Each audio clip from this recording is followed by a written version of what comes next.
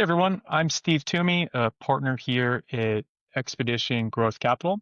Today, I am thrilled to be joined by Lance Olmsted, the Chief Revenue Officer at IFS and President and CEO at Copperleaf, and importantly, one of our operating advisors here at Expedition. Lance brings a wealth of experience scaling enterprise software businesses on a global stage. At RedZone, he served as SVP of Enterprise Sales and head of EMEA, leading international expansion and playing a key role in scaling the business from its very first customers to a north of 1 billion strategic exit to QAD. Today at IFS, Lance is responsible for driving growth through strategic acquisitions, integration, and designing go-to-market strategies that maximize revenue from acquired companies. He is also an active advisor to several growth stage software companies, including serving on the advisory board of our portfolio company, Backbird. Lance, thanks for joining us. Great to have you as part of the Expedition family and here for the discussion today. Yeah, thanks for the invite, Steve. I'm looking forward to it. Good. Well, we're excited to get your perspective on U.S. expansion, what typically works, where companies stumble, and how founders can best set themselves up for success when entering the U.S. market. Maybe just to jump right into it, would love to get your perspective on what signals you typically look for to determine if a European software company is truly U.S. ready. Yeah, that's an interesting way to frame the question. I hate to say it sort of depends, but it does. And, as an example, one thing to look for is stability in the foundational revenue base. Do you have a consistent go-to-market strategy and consistent top-line revenue coming in from your European market already? And how satisfied are you with that? Do you feel like you're fairly well penetrated in that market? What's the reason for wanting to go to North America? Why are you trying to go specifically maybe into the United States? And I would say anecdotally, in my experience, it's easier to sell kind of moving from east to west across the map. The people in Germany or England, in my experience, are much more difficult to sell to. They're more consensus driven. They're naturally more skeptical. And that attribute is probably more seen in, say, New Jersey than it is in Sacramento. And so the further east to west you move, the easier it is to sell. There's an example, though, where, RedZone, the founders were from England, and they almost immediately decided to start in the United States rather than start in Europe. And they were so serious about it that they relocated to the United States and set up their HQ in the United States. And there are other companies that I've worked with where they might try to recruit some people from the United States and try to have them kind of remote into the HQ back in Europe. And that can work to a certain extent. But I think a hybrid of really pulling senior leaders and experienced people from the quote unquote mothership and deploying them forward into the new market and allowing that team to expand with the kind of market residents, if you want to think of it that way, is probably the preferred way to do it. Yeah. Maybe unpacking that just a bit more. There's obviously several different ways that European companies can enter the US market. You could have that trusted salesperson that is relocating. You could have a founder that is relocating. You could have a US based GM type of hire, or you could just enter just purely remotely from Europe. What would be your advice as founders think through what the right way to do it for them might be? I would say, similar to starting a company, you can't really have a plan B. You need to kind of quote unquote burn the boats. And so I would go in it with that sort of mindset. And to me, in order to embody that type of mindset, you would send either a founder or a very senior go-to-market trusted leader within the European business over to the United States for an indefinite period of time. Yep. Yeah. And then just resourcing that North American effort in the early phases of it. Does it stay just like early founder, early co-founder, or do you structure a team around them? And what does that team look like? Yeah, I would build the team, and I would start with kind of Swiss Army knife utility players. So if you're sending, say, a very senior sales leader over to build the team, that's a great experience for the sales leader to sort of branch beyond the sales dynamic and look at building a business unit.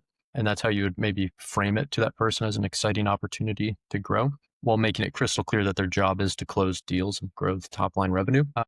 But I would encourage people to resist the temptation of trying to figure out how to scale it and just really focus on getting the top line revenue coming in. And to do that, I think you need a really good account executive and a really good solution consultant. And that solution consultant should be ideally coming out of the industry and should know how to also deliver the project to a certain extent, so that you have that utilitarian player in the field that you can build around. So you almost do some pre-sales activities, you land a deal, and then that person goes and delivers the deal that was sold, and let the account executive book some more meetings and rinse and repeat. And at a certain point, that's obviously going to become unsustainable, and you'll build then the team around that. But if you try to throw just a bunch of resource at it, I think the risk tolerance level for the founders to see, maybe look at like the burn rate of that market, might become a bit of a distraction. But if you go in super lean with incredibly high caliber, entrepreneurial, super strong work ethic people that are willing to burn the candle at both ends, that's my advice. Yeah. How about the M&A angle? Like, is that ever a viable strategy where European company can go acquire US or North American based business as the entry point? Absolutely. Yeah, absolutely. So what we just talked about was if you want to do it organically. If you want to do it inorganically and kind of de-risk a little bit, you can certainly do that and find maybe a competitor or an adjacent a company if you want to expand your own capabilities. The difficulty in that is balancing integration and market penetration and market growth. And so do you want it to become kind of a migration exercise of the acquired company moving onto your platform? You can certainly do that. It depends on the size of the European business in question. Do they have the internal mechanisms and the experience and the bandwidth to make sure that that acquired company is accretive to their top line and bottom line performance? And what is the ultimate goal? Is the European team's goal to exit to a strategic buyer? Is it to take on additional funding, another round of funding? Is it to go to IPO? Or is it to just grow a lifestyle business? I think all those things need to be answered first. But if we just assume a kind of a classic profitable growth, exit to a strategic, then demonstrating the ability to do an acquisition successfully and penetrate a new market through that acquisition, I think would be very attractive to a lot of strategic buyers. Yeah. As you think about the different functional elements of an organization, so like the go-to-market teams, customer support and success, product and tech, and then leadership, can you talk through how you've seen those functions and teams develop as a result of expanding to the US? And that's both in the home country, but also in the US. Yeah. Well, I think it's when expanding organically into the United States, you have an option to diversify your leadership team or diversify the team below your leaders and to bring in different perspectives, different experiences, which can be helpful. The European HQ'd business, though, would certainly need to be mindful of the differences in culture when interacting with customers and the customer expectations around delivery. And I'd say that probably the American customer archetype is probably a little more forgiving in terms of how their implementation is delivered than going the other way. But you also need to be cognizant of time zones and support SLAs and how are you going to support your customers. The European business needs to think about their business cycle and their kind of their schedules, their holiday schedules, et cetera, that are different than the American schedules, the United States schedules in particular, and think about how are they going to resource that both internally, but also from a customer perspective. Okay.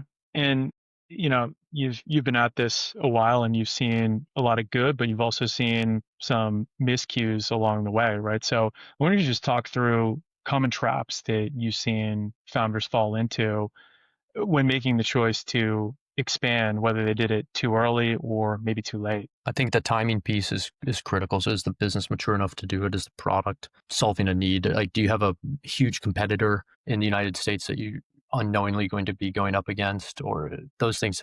Those first principles have to be addressed first. And if we, in this conversation, assume that they have, and there's still a need to go expand, some of the stuff's really kind of, it slapped me in the face. It's super obvious, but probably in the moment when the people planning it, it wasn't necessarily super obvious. But what you see oftentimes is a misalignment on compensation or a misalignment on goals, or what is KPIs need to be addressed to hit a bonus, as an example. And the motion to grow into a market would be to penetrate a new market would be different than just sort of sustaining and incrementally growing an existing market. And so you should really think about pay and rewards. You should think about the personality profile of the people that you're bringing into that too. Make sure that that's suitable for that type of work, because building something is different than improving incrementally or maintaining an existing thing. And that can often create some friction internally. And so how do you, as like the CEO, really make sure that your whole leadership team is on board with the strategic importance of this new mission that you're going on, and that they understand the sense of urgency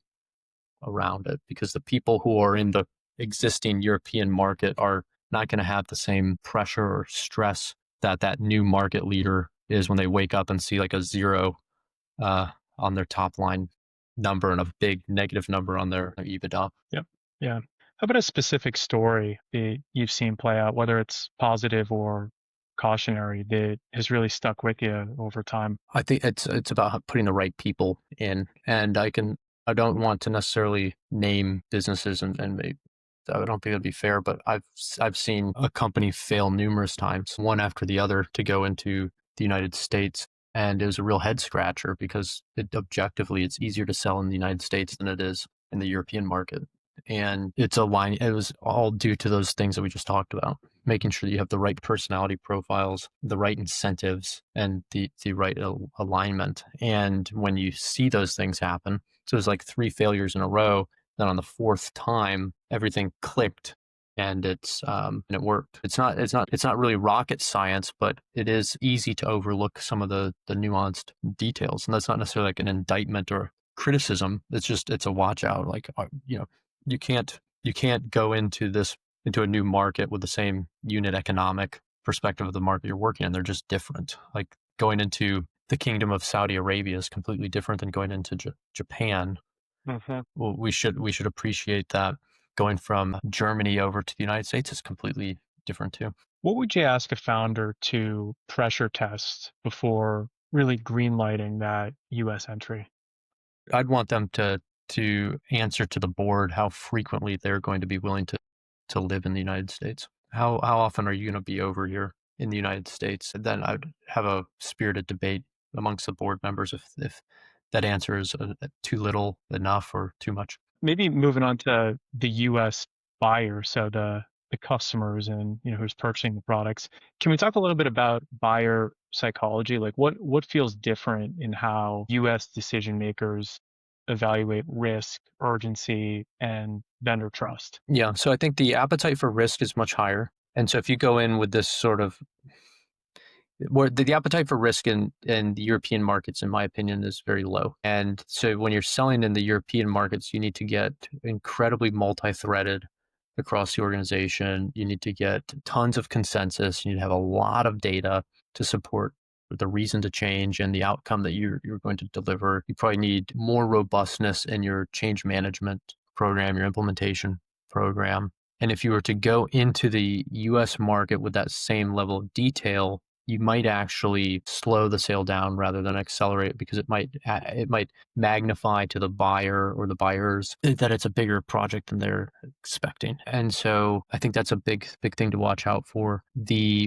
risk appetite is also very different in the Midwest and the South and kind of the West Coast than it is in the Northeast, as an example. And you have different labor laws, you have different just business practices. Business have been around longer, generally speaking, going from east to west. And so they're at different cycles of innovation and growth and maturity. Like if you were to go, this is another interesting point. If I could go back to the how long should a founder be over here too, it's difficult to say for a full year because they have that whole business to care for over on the European side. And so maybe what they need to do is sort of delegate someone to become that market unit leader while they come Mhm. over here and effectively set up a new HQ. But what going east to west, easy, harder to easier. And I would think that the accessibility of senior decision makers is greater in the United States as well, in my experience. There's just Yeah. more layers in a European business, and the layers individually might feel more empowered than appear in the United States, but the ability for a United States business individual to make kind of a bigger decision, I think, in my experience, has been easier than on the European side.